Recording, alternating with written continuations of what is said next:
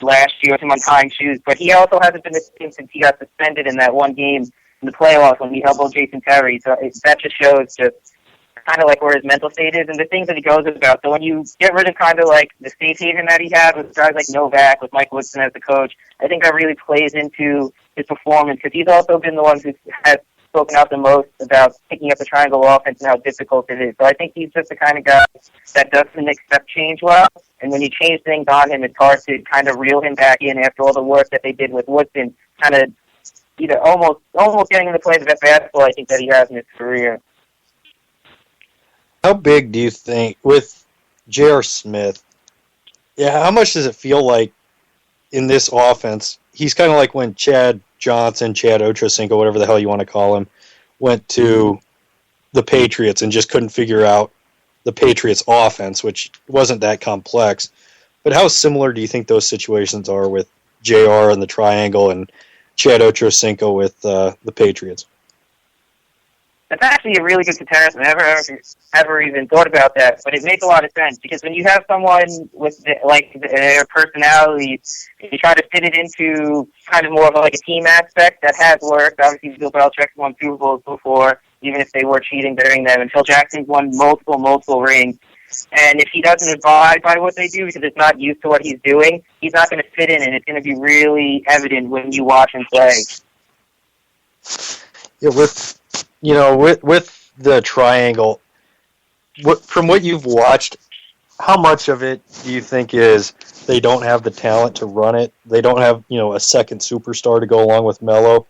Or how much of it do you think is they just have really dumb players? Because that was one thing that was underrated about, the Jordan Pippen years. They had a lot of smart players with the Bulls. And the Lakers, they had a lot of smart players on those teams, a lot of smart veterans. How much do you think that's a factor versus not having a second superstar this year?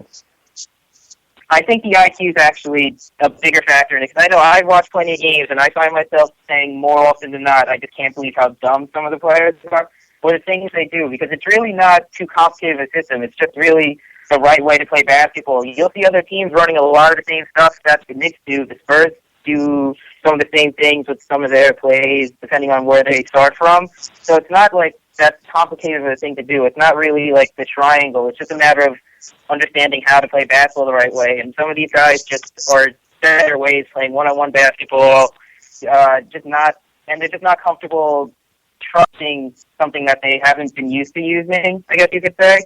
But if they start winning games, I think you'll start to see it. But even throughout the season, you've seen it work at times. The real problem, I think, has been defensively. But they also don't have a lot of players who fit into what they're trying to do. Like, they don't have enough big men on the team to really fit into it. Like, it's nice that Down Bear plays defense, but offensively, it's kind of a mess if you don't want him taking 15-foot jump shots. So pairing him with someone like Stoudemire doesn't have the same effect as when Phil Jackson is using him with like Kyle Gasol and Andrew Bynum, because Lamar Stoudemire and Down Bear aren't exactly going to make teams fearful in the post. I know Stoudemire can knock down 15-foot jump shots, but Down Bear is almost useless on offense more often than not.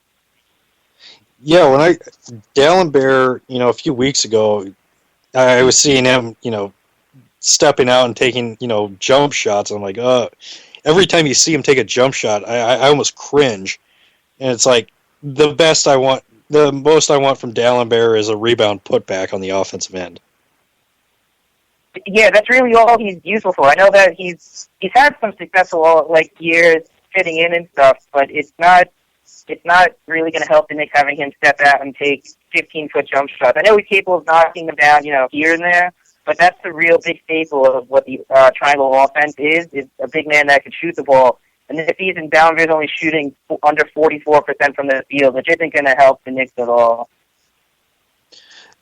With looking at Tyson Chandler, he got a lot of criticism this offseason, got traded, and a lot of people throwing him under the bus after he leaves.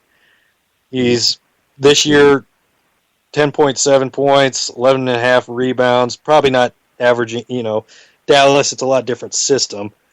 But do you think he got unfairly criticized on his way out the door?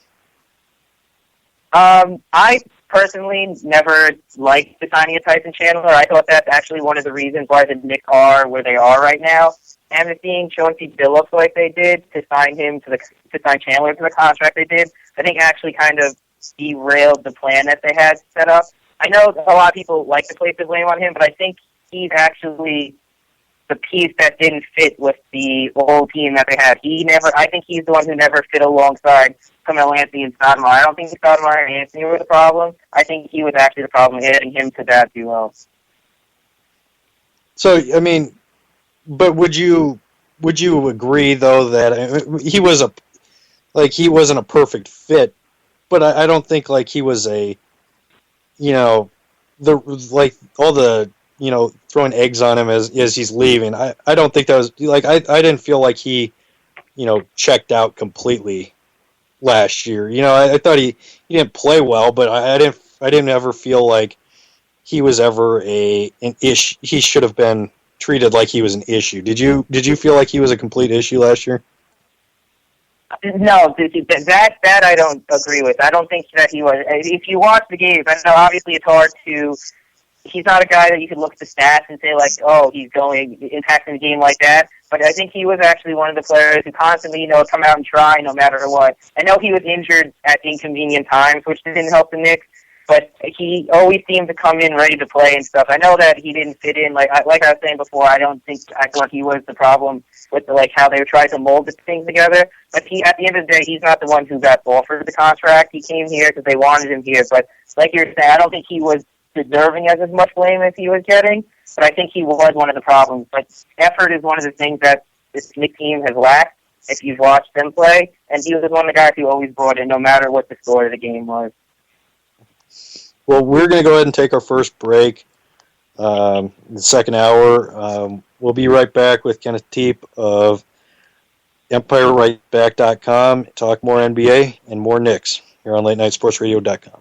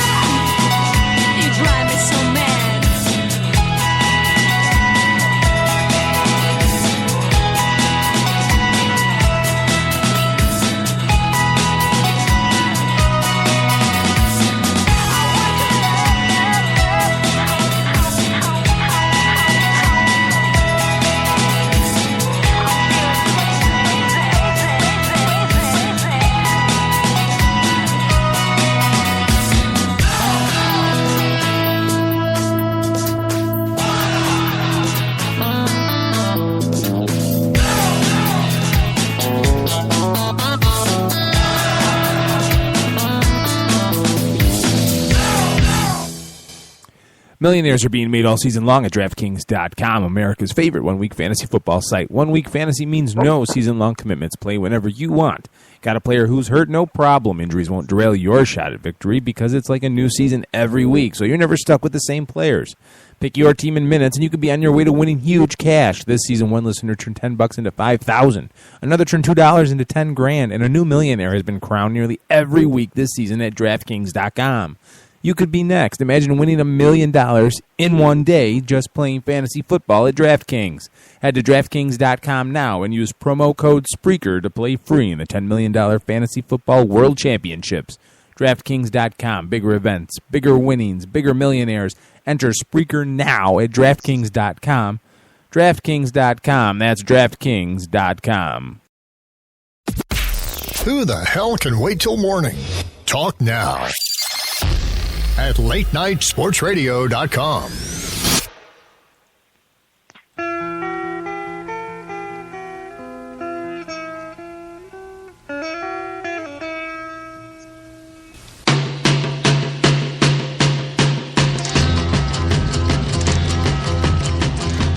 Welcome back to the Bob Sullivan Show here on LateNightSportsRadio.com. I am joined here by Kenneth Teep of the EmpireWritesBack.com. Kenneth, looking at, again, we'll get to the rest of the NBA here in a minute, but with the Knicks, has there been any bright spots that you've seen from this team at all, or is it just complete darkness right now? Like we were saying before, I think the play of Stoudemire has been encouraging, but I know Elon Shumpert has fallen off recently, but I really like how he was playing, I think, the first 10 to 15 games of the season. He has the tools to be a really good defender. He's shown that in the past, and I think his offense can come around if he just refines a little bit of his mechanics. I know he fades a little too much on his jump shot. I know Clyde Frazier would like to say he never shoots the same way twice, which is never a good thing. But I thought how he started was nice. And then Shane Larkin off the bench in his certain spurts. He's a young guy, so he's prone to mistakes. But I like when he comes and brings energy off the bench sometimes. Looking at the rest of the NBA, actually in the Eastern Conference, the Atlanta Hawks, they're never going to be a team that they always seem like they're avoiding trying to sign a superstar, but they're always, high in the Eastern Conference at a certain point in the season, inexplicably. Like, you would be expecting this team to be where the Knicks or the Pistons are, not where they are right now. With the Hawks, how do you explain their success the last few years with just absolutely no superstar and just buying completely into sabermetrics? Well, I think a big reason for the success this year so far is that Al Horford hasn't got hurt yet. Every time that he gets hurt, that's kind of when their season goes downhill. But they also have really strong complementary players. Like Jeff Teague is, I would say, probably a top half of the NBA point guard. I think there's a lot of teams that would like to have him. And Paul Millsap's a really underrated power forward. He does a little bit of everything. He plays some defense. He rebounds well. He can score in different ways. And then when you have a guy like Kyle Korver, who shoot the ball like he does, and he's actually become more of a well-rounded basketball player than some people like to give him credit for. It makes for a pretty fun team to watch. I would like to watch them every day compared to having to watch the Knicks. Yeah, as sad as that sounds.